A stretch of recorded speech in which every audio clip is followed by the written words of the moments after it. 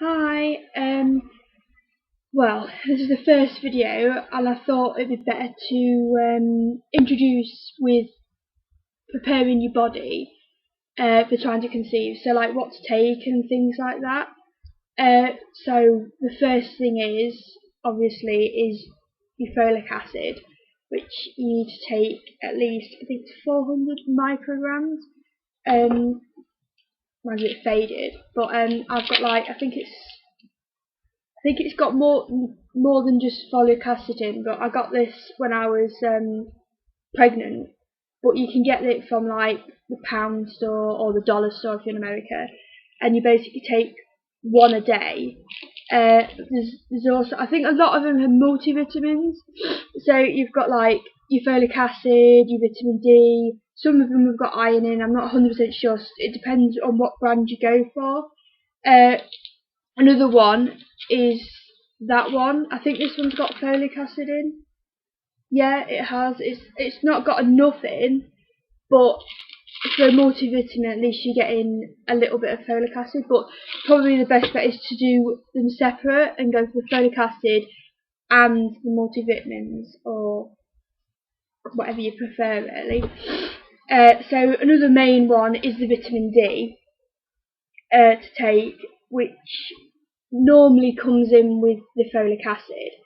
So you'll have to have a look on the back. So basically, there's a few. I mean, it depends on if you get the multivitamins or not, because a lot of them are actually in it. There's the iron and your vitamin C as well. But like I just said, it should be in here. A lot of them it's got it on the back is actually in here. So it depends if you want to buy it separately or all in one vitamin pot, if you know what I mean. So why do we have to take these? Folic acid, most importantly, it reduces the birth defects. So spina bifida, it stops that from happening. So it reduces the risk, basically.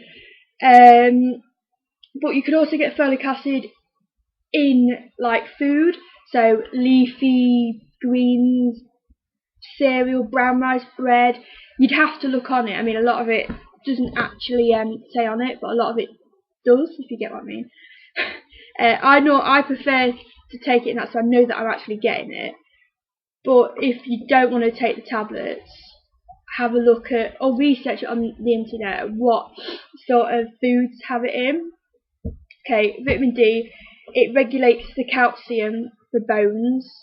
Basically, I think what this is, if it's explained better, is a vitamin D makes the calcium stick to the bones to help them grow.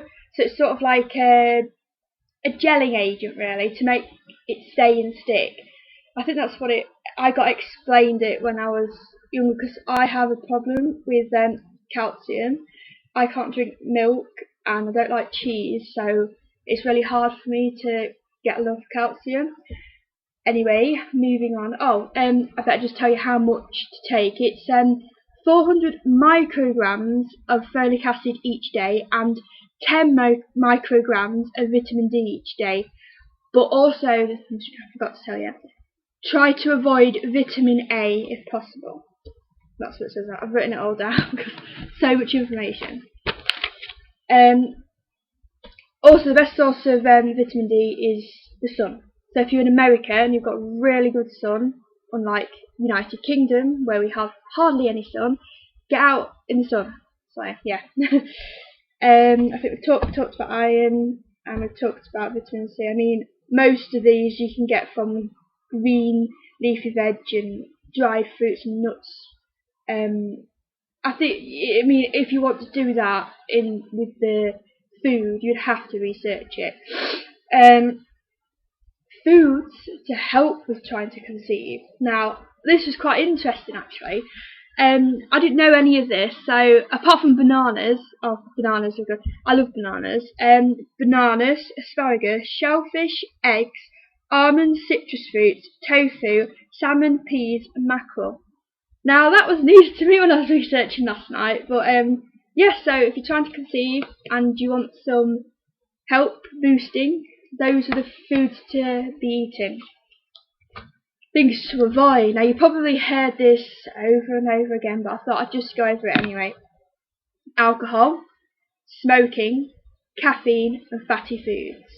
So there's a good 4 for you. There's a lot of other things to avoid, but like they're the main top ones. Moving on to your methods of tracking your fertility. The ones that I've put as your saliva, your ovulation predictor kits, should I say, your cervical mucus, and temping with your thermometer, your BBT one. The OPKs pick up your LH surge. I know that the clear blue ovulation monitor that I used to have, I haven't got it anymore. They pick up the estrogen surge as well, so a little bit before. I think some OPKs do. They like when you get a really little faint line. I think that's the surge of the estrogen, and then the next day you normally get a full blown positive. That's what happened with me. Anyway, so your ovulation. I'll just show you that's your ovulation kit. Just a little tiny stick. I'll show you in another video how to actually do one. I don't want to go over things and then be all over the place basically. So yeah, I'll do that in another video. Your thermometer is that one. I can take it out. It's a specific one. It has to be one that's like, it's digital. So you click that. You basically do it before you wake up in the morning. Before you get out of bed, when you've just woken up, should I say, you basically take your temperature before moving. I'll explain a little bit on different ones. So yeah, that's that. It's digital, so it normally beeps when it's at the proper temperature. I think when I do it for my kids, it normally beeps. And then there's obviously saliva one. I used to have one. It like ferments when I think it's when you're ovulating. I haven't got one of those, but they're like a little pocket, sort of that size, a little tube, and you sort of spit on it, and then you put it down and you wait so long, and then it shows you. But I haven't got one of those. I did used to have it. I didn't really like spitting on it. It's a bit gross, but each to their own. I mean, I'm not saying don't do it. It's everybody's different, so. Yeah, so there's other ways like your cervical mucus. I find it easiest to check after I've had a bowel movement because it normally it pushes down, obviously, because obviously the two are joined. But I also find, I don't know if any of you do it, I find it better to if you're wearing a panty liner or anything, a reusable one, so that I can track. It seems to settle better on here and I can have a better look. So there's your reusable panty liners. Obviously this is a period one, the one you get outflow, but there'll be a lot. My ones are a lot smaller, so it's just easier to see it on there. So then it's soaking up into a disposable pad. It's easier if you use one of those, or I mean, if you don't want to, it's fine. I mean, a lot of people do tend to use these now, so but it's up to you. Thinking what else I think I've covered.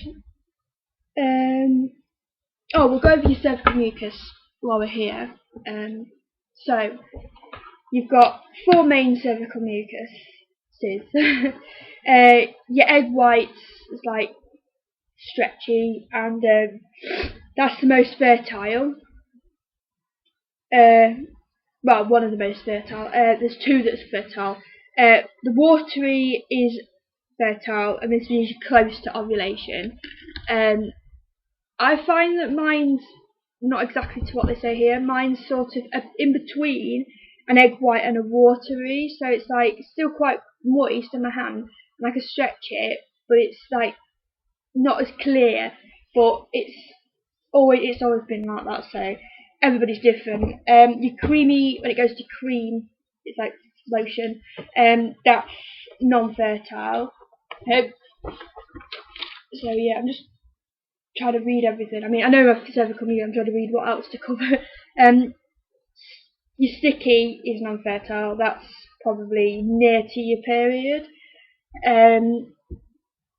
Also, it's like I describe it as like a glue, like a school glue paste. So yeah, that's a non-fertile as well. So I don't know. I think this is basically an introduction. You have to tell me how I've done because I've never done a video before. So you'll have to let me know if I've gone scatterbrainish or if it's okay for you. But I'm going to cover different aspects like how to temp, and how to do an OPK as well, and like talk about pre-seed and stuff like that, or if there's anything else you want me to cover, you'll just have to let me know. But this is a very, very rough video, so try to be nice if you can. Right, thank you, bye.